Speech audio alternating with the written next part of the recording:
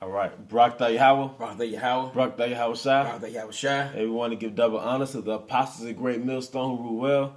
And we also want to say peace and blessings, salutations to the hopefully elect. I'm Zahab, and to my left is Tazawon. All right, today we're going to go into a lesson entitled The Mind of a King, which is basically stemming from the last lesson that was previously done about householders. Because, we basically broke down through the spirit how the Most High created this system, what we call the Old Testament, or the law, statutes, and commandments of the Bible, all right, which was to prevent filth from accumulating in our land, manifested as wicked people who transgress the law, statutes, and commandments of the Most High, i.e. adulterers, homosexuals. There was already a system put in place to filter them out of our nation, okay? So in the result of not doing that based on your emotion, you was going to hoard wickedness in the house of Israel. So you had certain people that rule our kingdom, our kings, that they didn't keep the laws of Yahweh Shai, and that caused the society to be run in wickedness. It was hoarded in wickedness. So there was faggots running around, homosexual, thieves, adulterers, everything, because there was no system implemented to purge them out and to maintain a clean house of Israel. All right, so with that, we're going to go into the mind of a king. What's the mindset of a person or a man that's going to rule our people? Because in the kingdom, we're going to have this mindset to rule the universe, man, implementing the laws, statutes, and commandments of the Most High. All right, so can you get that? 1 Kings 3 and 7. This 1 Kings 3 and 7. And now, O Yahweh, my power, that has made thy servant king instead of David. This is King Solomon praying to the Most High. He's saying, you have made me servant in the stead of my father, King David. Go ahead. My father, I am but a little child. Mm-hmm. I know not how to go out or come in. Mm-hmm. And thy servant is in the midst of thy people, which thou hast chosen, a great people that cannot be numbered nor counted for multitude. Right. Keep going. Mm-hmm. Give therefore thy servant an understanding the heart to judge thy people. So King Solomon is asking the Most High to give him the judgment, the wisdom to judge his people, man.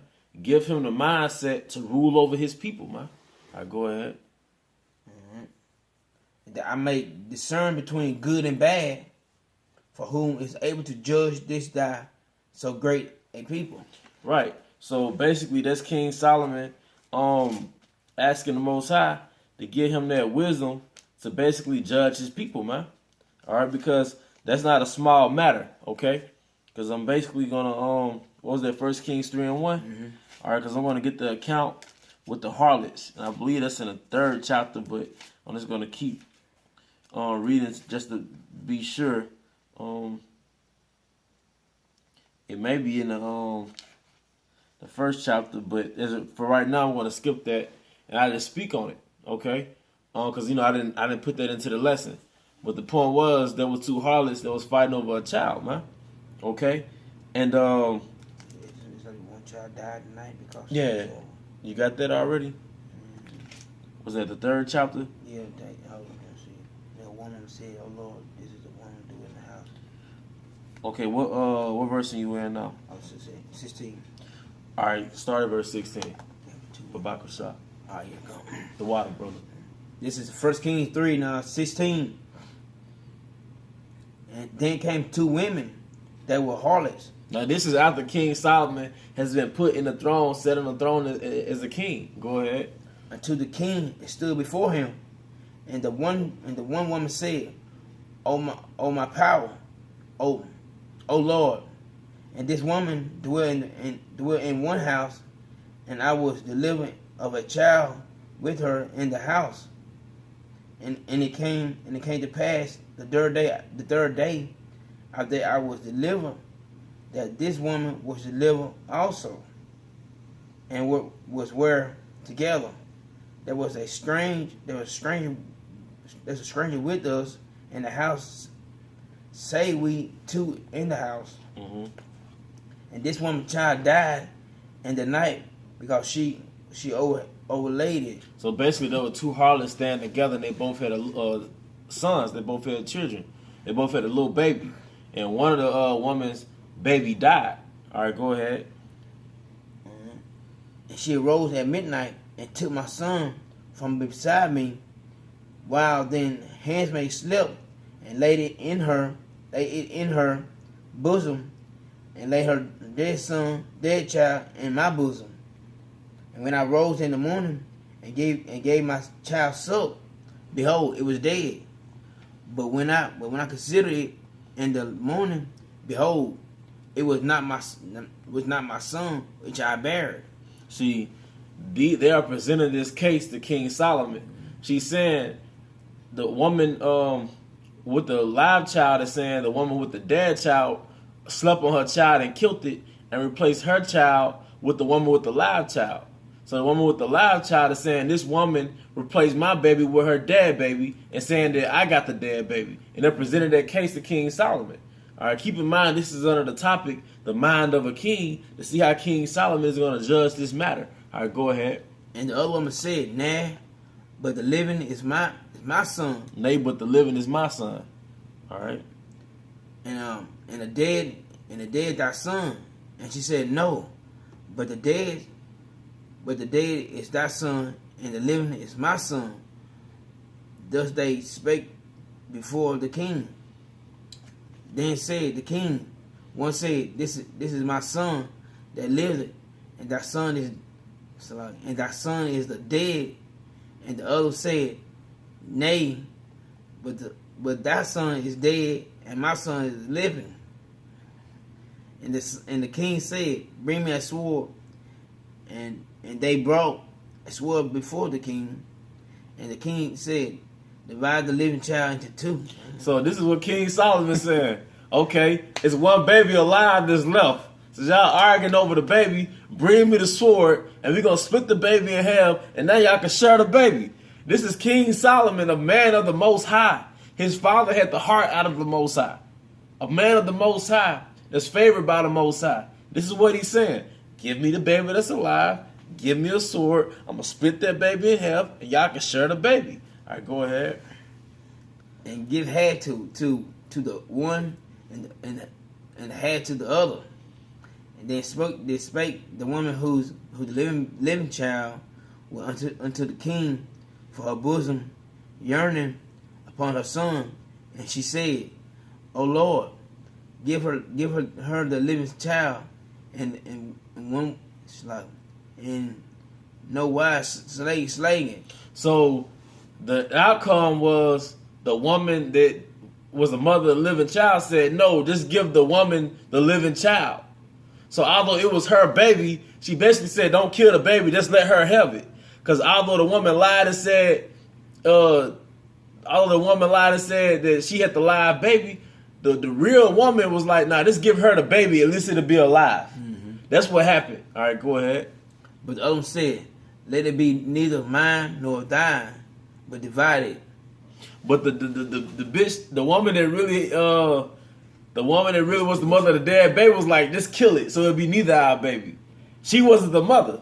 The woman that was like, just kill the baby, so it won't be mine or hers. She wasn't the mother. But the woman that was like, don't kill it, just let that woman have it. Although it's not her baby, she knew that she didn't want to see her baby die. Mm-hmm. All right, go ahead. Then the king answered and said, give her the living child, and in no wise slay it. This is the mother thereof. So the woman that pleaded the life of the child, even if it wasn't in her possession anymore, that was the real mother. King Solomon didn't have any intention on actually killing a baby. He knew by using that extreme, the maternal instinct of the real mother would come forth. And the real mother was like, don't kill it, just let that woman have it. Because she knew that even if it wasn't in her possession, her baby wouldn't be dead. So that's how King Solomon was able to sift out who was the real mother, who wasn't, man. Under the topic of the mind of a king, man. All right. Is there more to that, brother? I'm gonna finish the last verse, one verse. Okay. Like y'all. And all Israel heard of the judgment which the king had judged, and they feared the king, for they saw that the wisdom of the Most High was in him to do judge. So they saw that the wisdom of the Most High was in him, man. Mm-hmm. You see? So, hey, if that happened today, that King Solomon would be locked up. You know, just by the threat of it, you know? But this is how he was judging these Israelite women, man. And these Israelite people. All right. He went to the extreme to show the Who's the real mother? who's the real mother. Because the real mother gonna act out. Yeah. If the mother was the mother of a living child, she was gonna act out. You know. The last scripture, 1 Kings 15:9. You're gonna read down verse 13. 15:9. Yeah. This is 1 Kings 15:9.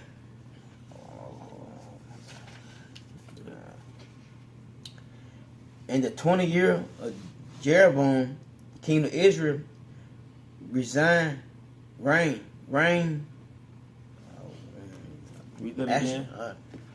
this is 1 Kings 15:9. In the 20th year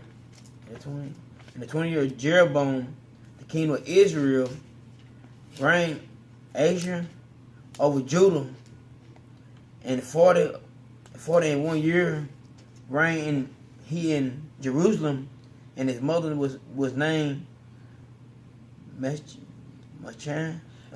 Yeah, the name of the king is Asa, and his mother's name was Ma'akah.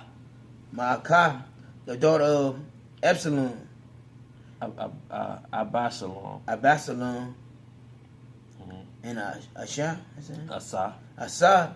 Did that which was right in the eyes of the Most High, and David, did David his father, and he took away the Sodomites out of the land and removed all the idols that his father had made. He removed all the Sodomites out of the land. Because prior to that, the land was filled with Sodomites and idols. Because it said he removed the Sodomites and took away the idols. Okay? Now, prior to that, the last king left the Sodomites and idols there. Hence, the house was hoarded. All right? But we had the cleanup, man, which was King Asa, which was to clean the house. House cleaning, man. See? Go ahead.